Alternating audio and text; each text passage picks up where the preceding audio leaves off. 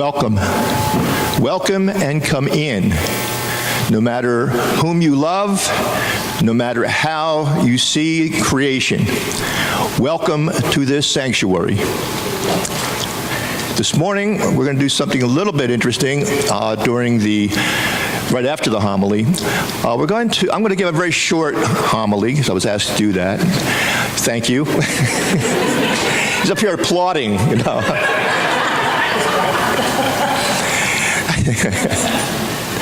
Best friends, you know.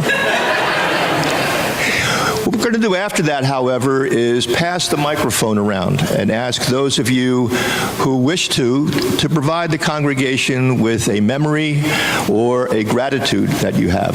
This in keeping with the Thanksgiving season.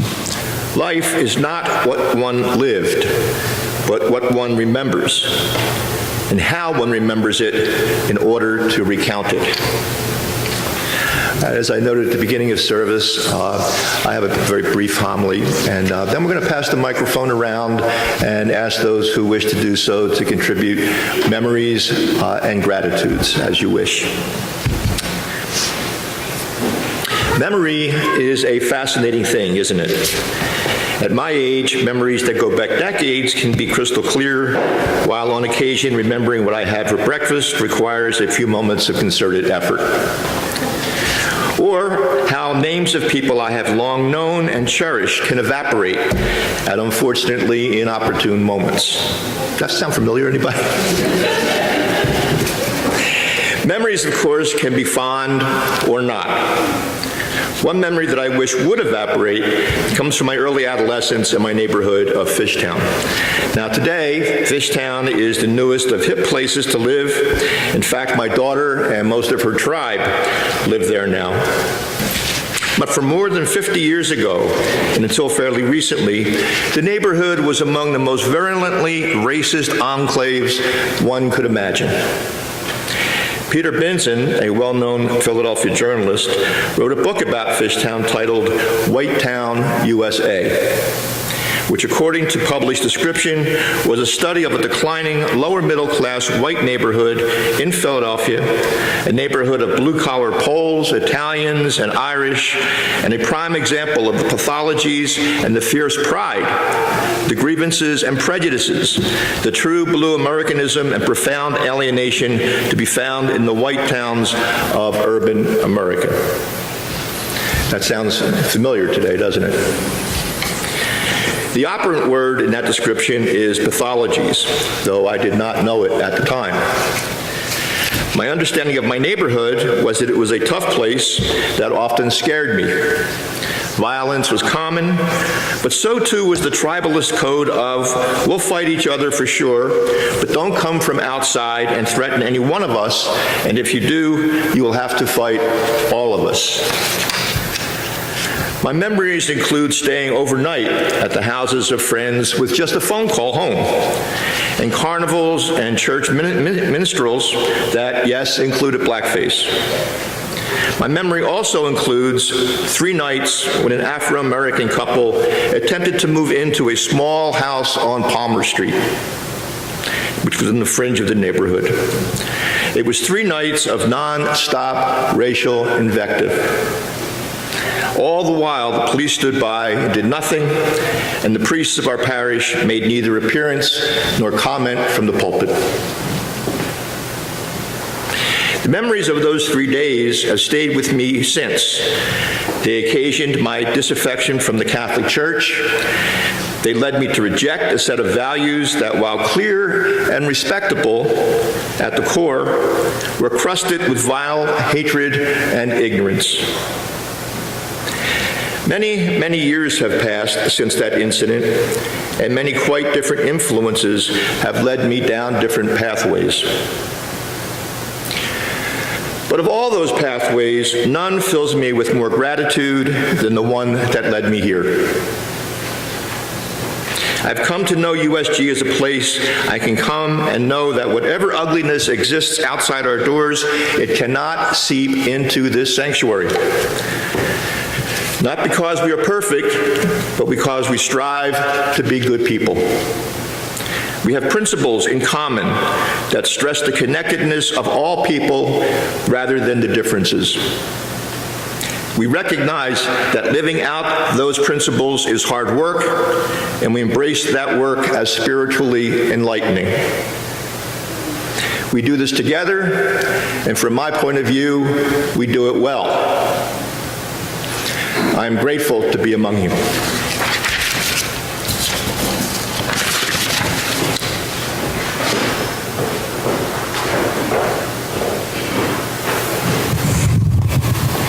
And now anyone who would like to share a memory or a gratitude?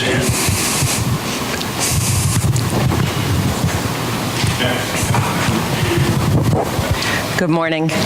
My name is Betsy Gabriel.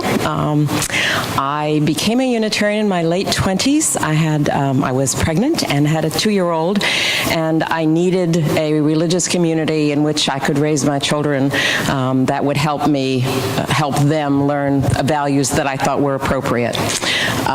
It worked, I'm delighted to say. My children grew up Unitarian, and I have stuck it out and remained one as well. I'm very grateful for the opportunity to raise them in what I felt was a meaningful environment.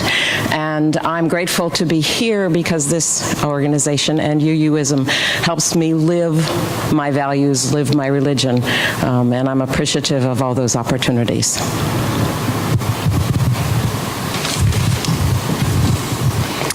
I'm Charles Gabriel. Thanksgiving, we had a wonderful family dinner. My 2 daughters and their families, Betsy's son and his family, all came together, and we were one family. And I am so grateful for that. Most of all, I'm grateful for this person that sits next to me.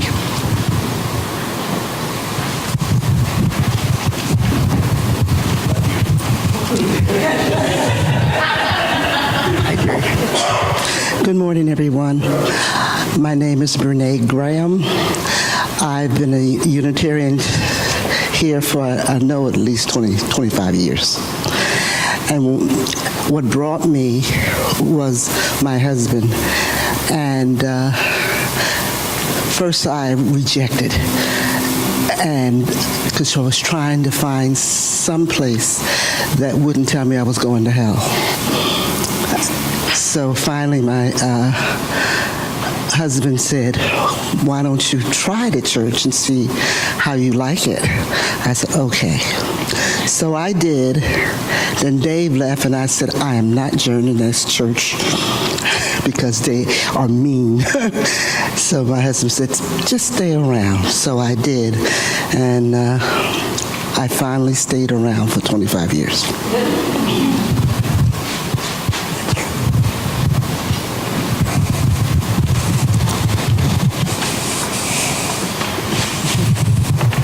Good morning. I'm Saini Powell Emery. I'm at this church for over 27 years because of my mother-in-law, Francinia Emery. I stumbled into the church because I was attending a daycare for my child, and Elizabeth Schoonmaker had her children in the same daycare, and we chatted one day socially, and I was saying, I was at the church, and that choir can sing, and she says, well, we're always looking for members, why don't you join us? And I was like, I used to sing all the time in high school, and I went to Europe singing, blah, blah, blah, and she says, I'll come get you. She came, picked me up, because inertia, I would have never come by myself, right?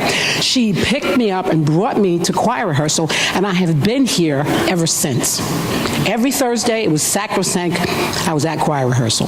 And I love the openness, the diversity, the acceptance, the inclusiveness of the people in this church. I never knew that I was a Unitarian Universalist. I didn't know that was a word. That was a religion, and it is. I am ever so grateful to have found this place. And I had a Thanksgiving holiday that was from Gene Wilcox's storybook of the Murphy's Law, okay? And it taught me that, from my mother falling and breaking her hip to my husband falling and tearing his quadricep tendon 6 weeks before our Mexico vacation, okay, to having to fire someone in my office who committed fraud, to, my car engine dying and having to buy a new car a week before I was leaving. I had to buy a new car. The engine just died. My laptop died, okay? So all these things were happening, and these were changes and stresses and challenges that I just said, hey, let's focus on the solution. Unitarians would say, pay attention to the small stuff. Don't sweat the small stuff, because it's all small stuff. We got to go on our vacation. It was different, okay? I had a 6'11" man with 6.5-foot crutches, crutching around. Everybody opened doors, gave us seats, let us get on the plane first. It's great traveling with the elderly and with the infirm, because you get top priority. But I am grateful for focusing on the solution, for believing everything is fixable, and for having a friendly place to come and sing my heart out every Sunday.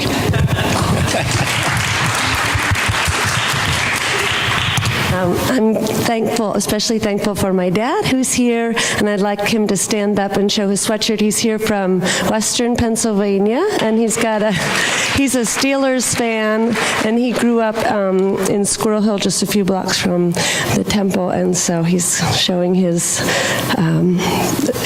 he's been wearing it all weekend, the sweatshirt.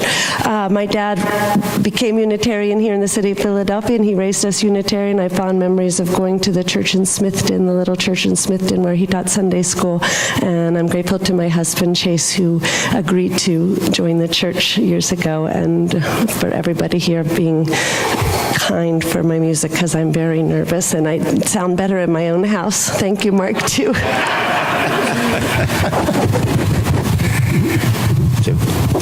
Good morning. My name is Tim Krause, and I'm from the First Unitarian Church of Cincinnati. And as you know, we share a common bond in Reverend Connie Simon, and we're eternally grateful for you allowing her to come here to Cincinnati. And we also want to thank you for all of the Diwali candles that we received last week from you. We had 150 Diwali candles in front of our sanctuary, and everybody got one. And it was just fantastic.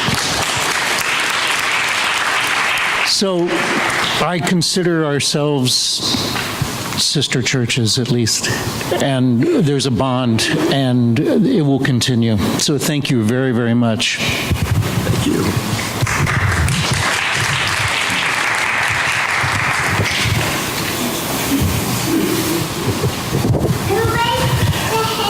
When Tom mentioned he was going to do this, the memory that came forward for me was not about the Unitarians, and that's nothing against the UUA, where I've been very happy for 20 years this year.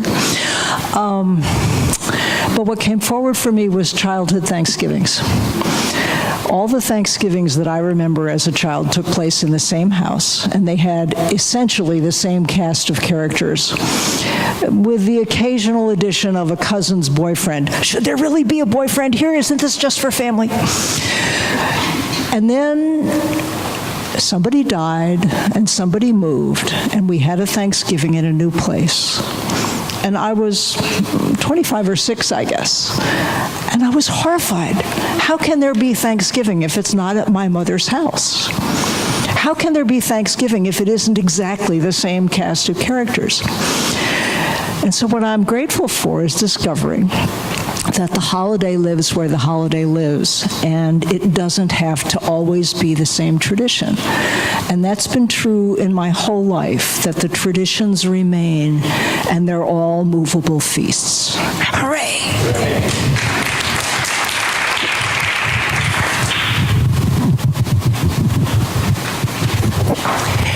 Good morning. I'm Christine Race, and I am not yet a member, but intend to be a member. Brought my family here, who they're on the front end of their 25 years, and I'm very grateful for that. When you ask that we think of a memory that we're grateful for, what came up, and I thought it must be too small, but really what came up was our trip to the mall yesterday with my granddaughter and my daughter, and it was dangerous because we'd had a nice Thanksgiving, and going out to the mall on Thanksgiving weekend is a recipe for a potential, petty disaster of. And sure enough, there was crowds and traffic, and we couldn't find what we wanted. We found something, but we gone mostly for my granddaughter's sneakers, and we went one place and then another place and another place. Grandma was getting tired, and such a setup to be cranky, which I have to say we've done. And what I was so grateful for was we went through this whole thing with all the commercialism, all the crowds, all the, crappy merchandise.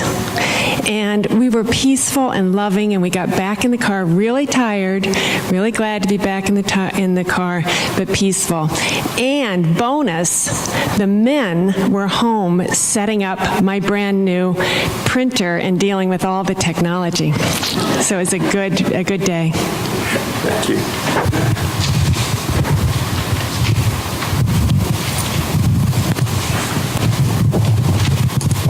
Hello, I'm a little late to the game. I came in late today, but I definitely want to get in on this. My name is Rosita McCaffrey. I guess you can tell what I am. I know, right? I'm a member, not as active as I'd like to be, but I am so grateful for the resilient human spirit. To be hurt, to forgive, to trust, and for community. And I'm so grateful for all the faces that are in here today. So thank you. Thank you.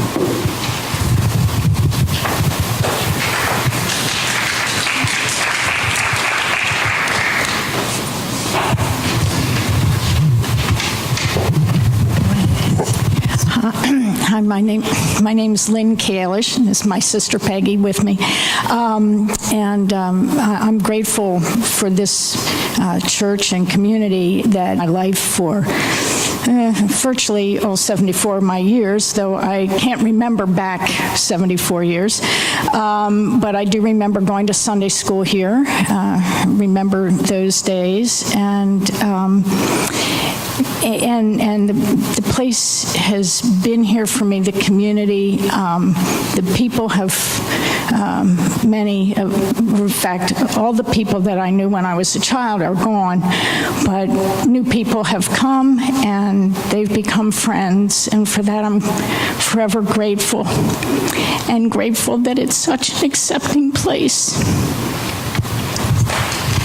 Thank you. We have time for one or two more. Anyone? Yes.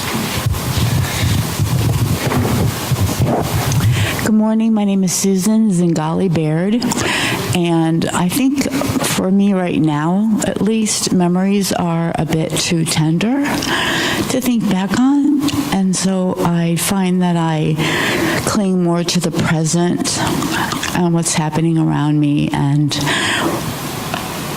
when I get in the car and I come here and I think there are people there that care about me, that love me, and I'm so lucky to be going to a place where that presence is felt. And I think that's what I'm just needing to focus on. And I think that someday I'll be able to look back at memories and they won't feel so tender.